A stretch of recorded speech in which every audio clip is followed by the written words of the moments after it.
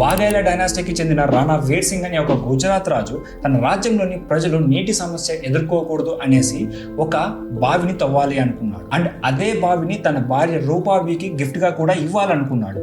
ఆ బావి పేరే అడాల్జస్ స్టెప్ వెల్. తన భార్యకి గిఫ్ట్ గా ఇవ్వాలనుకున్నాడు కాబట్టి ఆ బావి ఆర్కిటెక్ట్ అనేది ఎక్కడ కట్టి ఉండకూడదు అండ్ ఫ్యూచర్ లో ఎవరు కట్టడానికి కూడా సాహసం చేయకూడదు. అలాంటి ఆర్కిటెక్చర్ ఉండాలని డిసైడ్ అయ్యి 1498 లో బావి కట్టడం స్టార్ట్ చేశారు. అయితే పక్క రాజ్యంలో రాజైన మహమ్మద్ బెగ్దార్ రాణా వీర్ సింగ్ పైకి యుద్ధానికి వచ్చాడు.